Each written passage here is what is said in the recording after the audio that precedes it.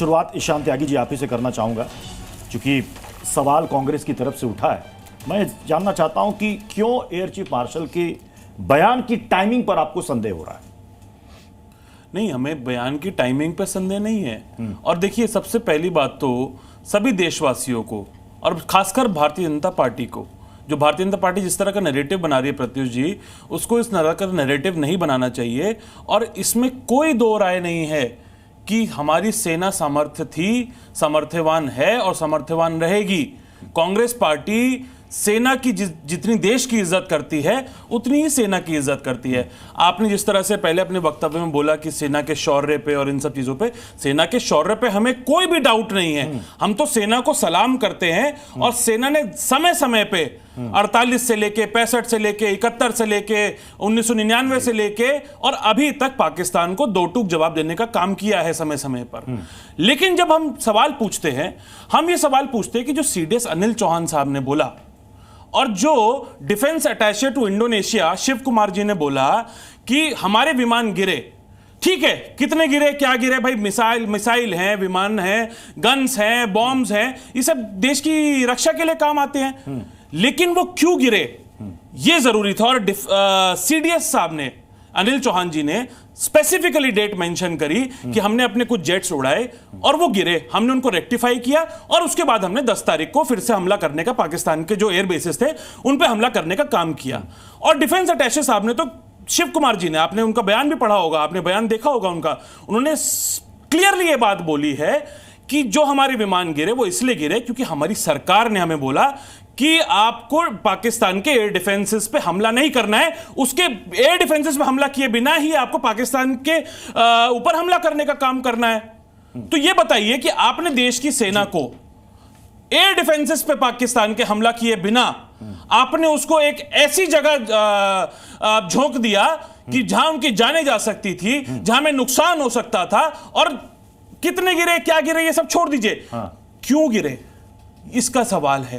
राजनीतिक इच्छा शक्ति कमजोर थी भारतीय जनता पार्टी की, इसलिए गिरे। मैंने ये सवाल इसलिए पूछा क्योंकि देखिए, आप ही के पार्टी के सांसद इमरान मसूद, उन्होंने कहा कि मुझे बयान की टाइमिंग समझ में नहीं आ रही है। तो मुझे एक बात बताइए कि आप जानना क्या चाहते हैं, कितने विमान गिरे, या फिर अगर एयर चीफ मार्शल के बयान की टाइमिंग पर अगर आपको कोई संदेह है या सवाल है, तो इसका मतलब आप ये कहना चाह रहे हैं कि सेना झूठ बोल रही है, या सरकार के दबाव में सरकार जब कह रही है तब वो आकर बयान दे रही है? आप कहना क्या चाहते हैं? मैंने एक जिम्मेदार प्रवक्ता होने के नाते, एक राष्ट्रीय पार्टी का, मैंने अपने सवाल स्पष्ट किए। मैंने आपको ये भी स्पष्ट किया, आप ही के साथ मैंने ये स्पष्ट किया, मुझे बयान की टाइमिंग समझ, मैंने आपको स्पष्ट किया, एक मिनट, मैंने आपको स्पष्ट किया, मैं सेना पे सवाल नहीं उठा रहा हूं जी। मैं सवाल उठा रहा हूं कि हमारी राजनीतिक इच्छा शक्ति कमजोर थी, इसकी वजह से हमारे विमान गिरे। और ये मैं नहीं कह रहा हूं, इस पर सवाल सीडीएस अनिल चौहान जी ने भी उठाए हैं, डिफेंस अटैचे ने भी उठाए हैं। और समय समय पे पाकिस्तान से जो प्रेम है भारतीय जनता पार्टी का, क्योंकि हमने देखा जिस तरह से बोलते थे प्रधानमंत्री जी लव लेटर लिखने बंद होने चाहिए, पाकिस्तान को उसी की भाषा में जवाब देना चाहिए। अरे तो जब हमारी देश की सेना पाकिस्तान को जवाब दे रही थी, उसी की भाषा में जवाब दे रही थी, उसको नेस्तनाबूद करने का काम कर रही थी, तो आपने किस दबाव में आके किसके सामने सरेंडर किया? और मतलब राजनीतिक इच्छा शक्ति पे फिर आप बोलेंगे मैं सेना से जोड़ देंगे आप उसको, मैं राजनीतिक इच्छा शक्ति की बात कर रहा हूं, आपने किसके सामने सरेंडर किया और क्यों सीज फायर किया? सेना पर हमें तनिक भी संदेह नहीं है। आपने क्यों सीज फायर करी, किस दबाव में सीज फायर करी? देखिए, सवाल फिर घूम फिर करके आ गया, और इस बार इसलिए आया क्योंकि एयर चीफ मार्शल ने यह कहा कि हमने पाकिस्तान के 5 जेट हमने गिराए थे। अब कांग्रेस के सांसद पूछ रहे हैं, टाइमिंग पर सवाल खड़े कर रहे हैं, वो कह रहे हैं मुझे बयान की टाइमिंग समझ में नहीं आ रही है। क्या यह बयान मुद्दे को बदलने और चुनाव आयोग पर लगे आरोपों को छिपाने के लिए तो नहीं किया जा रहा है? मतलब असल मुद्दों से ध्यान भटकाने के लिए इस तरह के बयान दिए जा रहे हैं। शाज़िया इल्मी जी, नमस्कार और आदाब। मुझे बहुत अफसोस के साथ कहना पड़ रहा है कि मैं इस स्थिति में यहाँ पे हूँ कि मुझे सुनना पड़ रहा है कि ऐसे शख्स की बात जो कहता है अपने को कांग्रेस पार्टी का नुमाइंदा और बात कर रहा है हमारे ही भारत की सैन्य शक्ति की और आर्म्ड फोर्सेस की विश्वसनीयता की और पूरे के पूरे देश की सॉवरेनिटी की और उसके स्टैंड की। और मुझे शर्म इस बात पर आ रही है कि मुझे इसके भद्दे, घिनौने, जलालत से भरे ओछे सवालों का जवाब देना पड़ रहा है। इसलिए मैं बहुत ही शर्मसार महसूस कर रही हूँ कि मुझे मजबूरन, क्योंकि मैं भाजपा की नुमाइंदगी कर रही हूँ, एक ऐसी ओछी बात का जवाब देना पड़ रहा है जो मुझे लगता है जिस जगह की ज़रूरत नहीं है, कोई गुंजाइश नहीं इस भारत की धरती में किसी के लिए।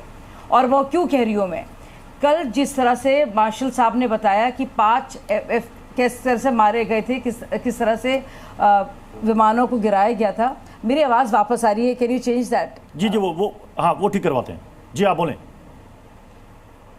तो आप जी, सबसे पहले तो मैं कहना चाहूँगी, ये देखिए, चाहे वो बात हो गलवान की या फिर डोकलम की या सर्जिकल स्ट्राइक्स की या बालाकोट की, किस तरह की इनका रवैया रहा है।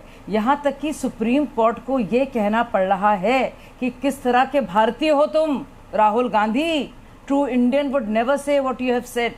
कोई भी सच्चा भारतीय ये बात कि आप सोचिए, सोशल मीडिया में जाना है, वक्तव्य देना, ये सवाल ही नहीं उठाता। और इसीलिए बार बार, और सोचिए भारत की संसद में जाकर भारत की आर्म्ड फोर्सेस को कमतर बताना, बजाय ये कि इनके वक्त में क्या कुछ हुआ, कितनी ज़मीनें गईं, चीन ने क्या कुछ किया, 62 से लेकर क्या कुछ हुआ उसके बाद तक, वो हम सब जानते हैं।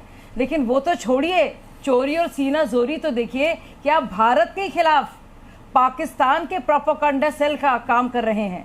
आप वो सवाल पूछ रहे हैं जो पाकिस्तान पूरे दुनिया भर में नैरेटिव साबित करना चाह रहा है। आप कभी कभी तो ट्रंप को अपना आका मान रहे हैं, और ट्रंप जो कह रहा है उस बात पर आपको ज़्यादा यकीन है, आपके खुद के चीफ मार्शल पर नहीं, आपके DGMO पे नहीं, कर्नल सोफिया कुरैशी पे नहीं, आपके अपने मंत्रियों पे नहीं, आपके अपने रक्षा मंत्री और प्रधानमंत्री पे नहीं। शर्म आती है मुझे कहकर। नहीं, मुझे बोलने दीजिए। अब टाइमिंग की बात है। क्या आप जानते हैं कि कोई भी ऑपरेशन डिटेल्स फ़ौरन सार्वजनिक नहीं किए जाते? उसमें स्ट्रैटेजी होती है, डीब्रीफिंग होती है, और कोई वजूहात होती है जिसके वजह से फ़ौरन ज़रूरी नहीं होता है उसके ऑपरेशन डिटेल्स देना। कभी भी किसी और पार्टी ने, कांग्रेस जब सरकार में थी, इस तरह की बड़ी कॉन्फ्लिक्ट्स हुई हैं, कभी भी फ़ौरन कहा है कि सार्वजनिक करो। तो अब बुरा लग रहा है, अब असलियत सामने आ गई है। अब सिट्टी पिट्टी गुम है, क्योंकि कह रहे थे क्या हुआ, हम लोग क्या कह रहे थे? आपने कभी पूछा पाकिस्तान के कितने विमान गिरे? आपको भारत के जो विमान गिरे थे वो बात आप ट्रंप की बात कह रहे थे, रिपीट कर रहे थे। अब जब हमने वो बात कह दी है और ये बात सामने आ गई है, तो अब टाइमिंग पर सवाल। मतलब थोड़ी तो शर्म करो भाई। अब वो आपको मैं शेर सुना दूं एक जी, चलिए। मैं देखिए, क्योंकि अभी इन्होंने कहा कि आपको इंटरेस्ट, इन्होंने पाकिस्तान के कितने विमान गिरे, पाकिस्तान को कितना नुकसान हुआ, कितना डैमेज हुआ, उससे ज्यादा कहीं इंटरेस्ट ये है कि हमें कितना नुकसान हुआ ये बताएं। जिस दिन से प्रत्युष भाई पहलगाम में हमला हुआ था, कांग्रेस पार्टी और पूरा विपक्ष और देश के 140 करोड़ लोग देश की सरकार के साथ खड़े हुए थे। दलगत राजनीति से ऊपर उठ के सब लोग देश की सरकार के साथ खड़े हुए थे, और हमने यही बोला कि आपको पाकिस्तान का जिस तरह से इलाज करना है उस तरह से इलाज करिए। इलाज नहीं हुआ क्या? इलाज करने गई हमारी सेना। पहले तो ये बोल दिया गया कि आप एयर डिफेंस पे हमला करें, पाकिस्तान के एयर डिफेंस पे हमला किए बिना के बारे में आप कूद जाइए जंग में। आपके शायद सेना के बारे में कायदे से बात कीजिए। आपके बीच में नहीं बोला था मैं, आपके बीच में नहीं बोला था। पहले पूरी बात सुन लीजिए, क्योंकि आपने एक भी सवाल का जवाब नहीं दिया। हम संसद में सवाल उठाते हैं, वहां जवाब नहीं देते। आप डिबेट्स में जवाब नहीं देते, सिर्फ इधर उधर की बात करके घुमा के वापस चले जाते हैं अपने एजेंडा पे। सुन लीजिए पहले आप ये जवाब दीजिए कि जो CDS चौहान जब सवाल उठा रहे हैं उस पर जवाब दीजिए। जो डिफेंस अटैचे शिव कुमार ने सवाल पूछे उस पर जवाब दीजिए। आप जवाब दीजिए इस बात पे कि किन शर्तों पे पाकिस्तान के साथ सीज़फायर करी आपने।